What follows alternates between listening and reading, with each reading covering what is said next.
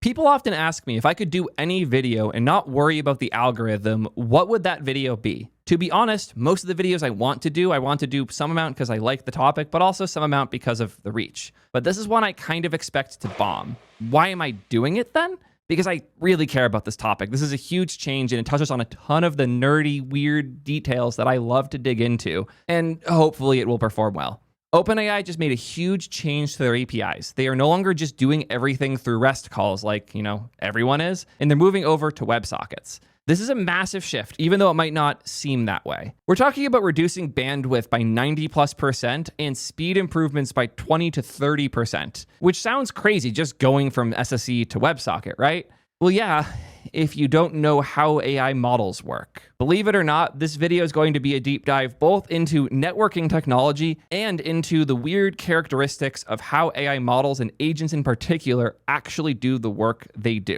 If you don't yet understand the relationship between the thing you're running in your terminal or your editor and the actual servers that are generating the outputs that go there, this is going to be a very useful video. And if you do already understand that, this will probably be even more useful and will be a good resource for you to send to your coworkers who almost certainly don't get any of this. I am regularly surprised by just how many developers don't understand the way context works and how requests work back and forth and any of that at all. And I hope this will help you guys understand it a lot better. But there's one other thing I need y'all to understand first. How great today's sponsor is. How many times have you had a change you were ready to ship, but you were blocked waiting for CI to build just for it to finish and give you a random error you had to go fix, and then you're waiting again for sometimes hours just to get small changes out? That's because the CI tools we're using suck. Unless you're using today's sponsor, Blacksmith. They make your CI comically faster. Even for my simple TypeScript code bases, build times are often cut in half, from over 3 minutes to under a minute for so many projects I work on. And if you happen to be using Docker, the 40 times faster Docker builds are a godsend. All of your Docker layers are cached on NVMe drives on the same computer, so you end up with way faster caching, downloading, and the whole build process with Docker. They have really good examples on the site, including the Android GitHub Actions, which used to take 9 minutes to run on official GitHub CI, but with a one-line change, it's now 3 minutes, and it costs a fourth as much. We've been using them for all of our CI at Ping, and the team is hooked. Whenever a new repo appears and we start adding CI, we realize we forgot to add Blacksmith. We make the one line of code change, and suddenly our builds take under a minute again. It's great. And you'll see here, even for some of our bigger projects, our builds take consistently 50-ish seconds. I would go in depth on how good the observability is, but I'll just sit here and talk for hours. It's so much better than anything GitHub has published in decades. It's insane. If you actually want to be able to debug your actions, you need to move to Blacksmith. If you want to pay half as much for your actions, you should use Blacksmith. If you want your CI to be way faster, you should use Blacksmith. If you want your Docker builds to be way faster, you should use Blacksmith. Generally speaking, you should probably check them out at soidev.link/blacksmith. So why am I so excited about this WebSocket move? The first thing I want to make clear is that we're not yet using this for T3 chat, and honestly, for the T3 chat use case, it doesn't make a ton of sense, but there are other places where this makes a absurd amount of sense. First, I want to make sure we understand how context management and requests work with an AI model. So we have the system prompt up top here. We then have the user message. Let's do a traditional one like, I want to improve the SEO of my application. Let's write a thorough plan on how we're going to make this app have better SEO. Classic. Standard user message. And we'll have, red be the response from the agent. And the agent says, okay, first let's build a better understanding of this code base. So user makes a prompt, agent decides it needs to go understand the code base better. So what does it do? It calls tools. LSA or something, where it's going to list all of the stuff in a given directory. What does that tool call?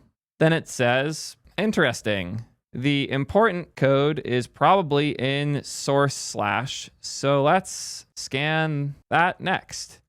You get the idea. And after a bunch of those happen, we end up with the final answer. Your SEO has been improved. I edited, ... You get the idea. We've all built with agents. We've all seen this.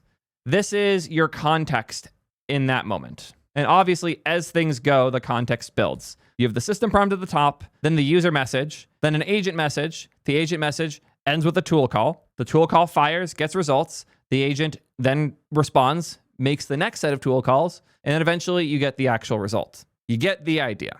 So what happens when you want to do a follow-up message? Like, I don't know. let's say at the end here, you say, that looks good, but I want to change the description or something like that. What request gets sent to the OpenAI API when you send this follow-up message? What is contained within that? If you've been around for a bit, you know, and if we look at our chat, you see it, all of it, everything. Yep, you guys got it. Follow-up request isn't just you sending your new message, it's you sending the whole thing. But that's not even where the pain point is. If that was all, it wouldn't be too big a deal. Sending all of this text once per user message would be fine. What if I told you it was sent significantly more than that, though? What if I told you it got sent here when you sent the user message, here when the first tool call completed, here when the second tool call completed, and then again when you sent the new prompt? Every single tool call sends the whole history back. And it makes sense if you think about it, because here we have the agent call. Okay, first let's build a better understanding of the code base. And it outputs a tool call. The agent is just autocomplete. It's just generating words. It doesn't know what's happening. It doesn't know what system it is. It doesn't know how long it will take. People seem to think that when the tool call happens, a pause occurs. But that is not what's happening. A tool call means the generation finished. The AI isn't running when the tool call happens. The AI is paused effectively. It's dead. It's killed. It's off. And when the tool call is done, everything from here up gets sent back to the AI, sent back over the API call to whatever service is running it. And now it has a new history that it is using to continue generation from. Somebody asked, is this to verify the tool call worked? No, it's to have the information from the tool call. The tool call was list stuff. It was an LS call. So now there's an output, but it can't do anything until it has that output. So it just stops. So every time a tool call happens, the model needs to know what the tool call result is. So once the tool call is done, it then sends everything back because it needs everything. It's almost like a Groundhog Day type thing where every time the model wakes up, there's nothing left in its brain. It's stateless. It has nothing going on. So all of the state has to be shipped back every single time. So if you watch your network traffic when you're doing a long agent run, every one of these tool calls is sending the whole history back up to the Anthropic API, to the OpenAI API, to whatever else. And then whatever GPU is available takes in all of that context and then loads it for the next response. And I already know what you guys are thinking. Well, isn't that what caching's for? The cache is just to reduce the compute the model has to do, which makes it way cheaper and also faster to get the first token. But it's not changing how much data you send because the key for that cache is a hash of your history. So if this part's all been cached, you're not telling the AI, hey, go pull from that cache and then add this to it. You're passing the whole history and then it hashes it and says, oh shit, we have the history up to this point cached. The new part is here. So we're going to load the state of things up until that new thing. Then we're going to add the new thing. Then we're going to start responding. That's what the cache does. The cache does not change how much data you send. The cache just changes how long it takes to process the data. It's effectively a hash for that. So the cache is just a compute reduction method. It's not changing what traffic has to be sent at all. I want to make sure that's very, very clear. Someone asked if this is what compaction is, and no, compaction is very different. Compaction couldn't be more different. Compaction is taking the entire history and summarizing it so you don't need all of the tokens anymore. But compaction breaks the cache. It does not help the cache.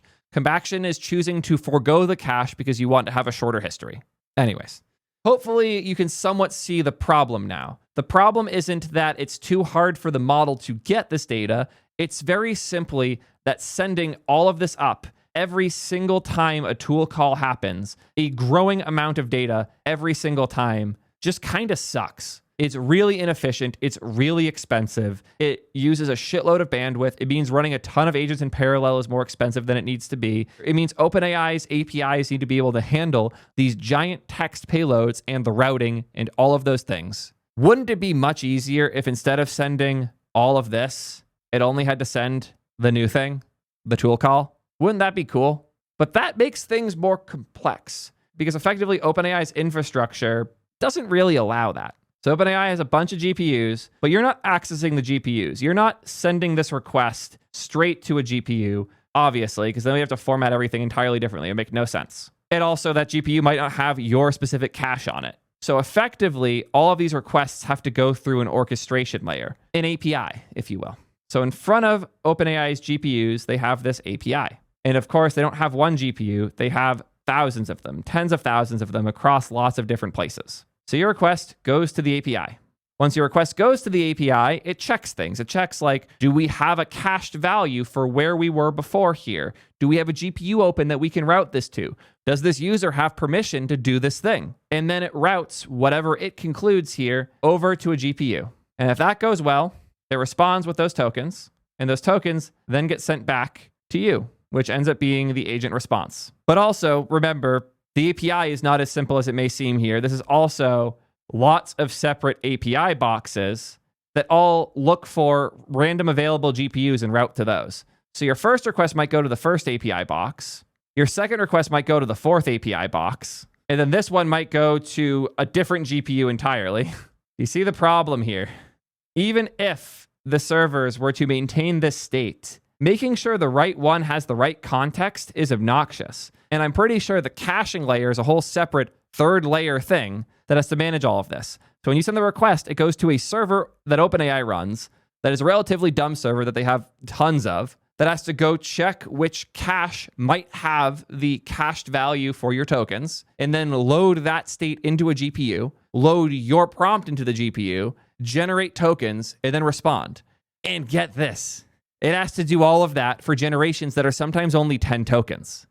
Since this API layer doesn't have your history, doesn't know what you sent before, because every additional request gets routed somewhere else, you have to resend the whole thing because otherwise it loses it. They could try to like attach an ID the whole time and keep everything cached always, but they would never know how long they have to keep it around. The latency problems there of making that globally scaled across shit, like not viable at all. The architecture for that would have to be an external data store that all the APIs connect to, that every single request has to be cached in. Not viable at all. Not for that amount of data. And not for things where half the time it doesn't even matter. And remember, sometimes these responses are going to be really short. Like maybe it's wrong directory, trying /app.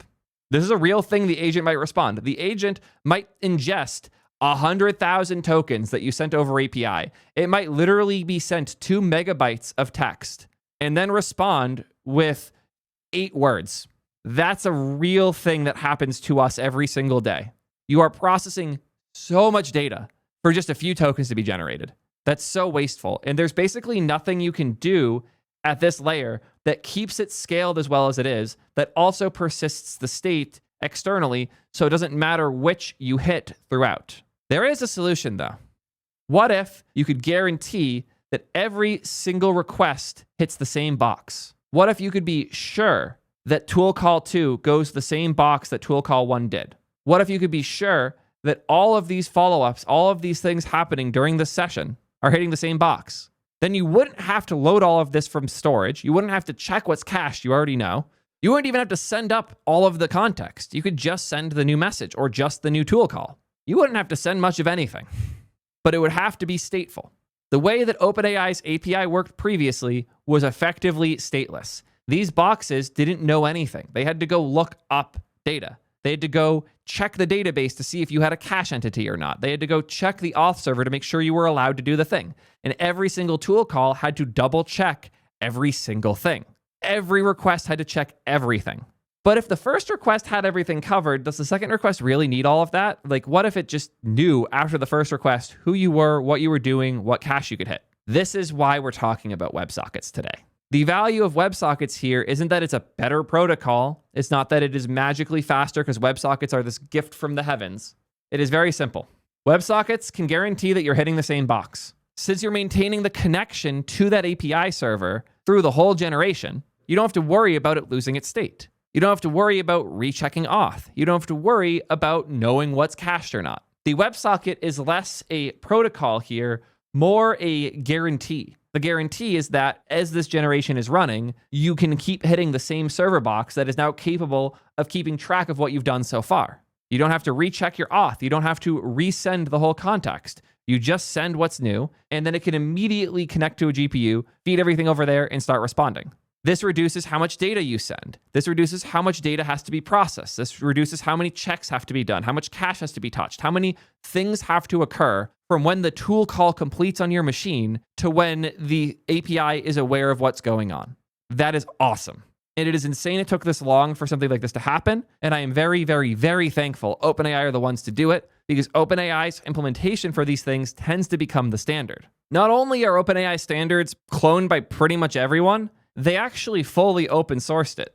Open Responses is a standard that is inspired by the OpenAI Responses API. Finds a shared request response model, streaming semantics, and tool invocation patterns so clients and providers can exchange structured inputs and outputs in a consistent shape. You can use this shape for calling the APIs for everything from Anthropic to Gemini. And now it's an open standard. And sadly, no, the standard does not have the WebSocket piece implemented yet. I would expect this to be implemented very, very soon. Yeah, I'm very thankful who is involved with all of this. This being implemented the way it was, the place it was, massively increases the chance that this does not just become standard number 72 and instead becomes a new default that these agentic tools can use. And to be very, very clear, just to be extraordinarily clear, the benefit here is not huge in like the chat app use case, because persisting that connection is not worth it if you're not following up immediately. So the second user message here is probably not going to go over the same WebSocket. It's probably not going to hit the same API box. And that's fine. Reloading all of that context once per user message is totally reasonable. Doing it once per tool call, where sometimes one user message can spawn hundreds of tool calls, that is much less okay. And if you're curious about the results, this is what OpenAI had to say, and as somebody who was lucky enough to test this early, I can confirm it might even be crazier than what they're sharing here. WebSockets keep a persistent connection to the Responses API, allowing you to send only new inputs instead of sending round trips for the entire context on every turn. By maintaining in-memory state across interactions, it avoids repeated work and speeds up agentic runs with 20 plus tool calls by 20 to 40%. And you can see what this looks like in their little demo video.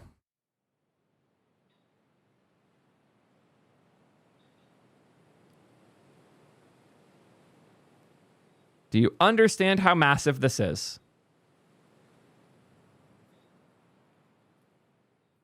There are so many things that matter in this space that aren't just how quick can the model generate tokens. When we say we're early, to an extent, this is the stuff we're talking about. On one hand, this is so cool. Like, yeah, we now have a way to keep things in state and massively improve the performance.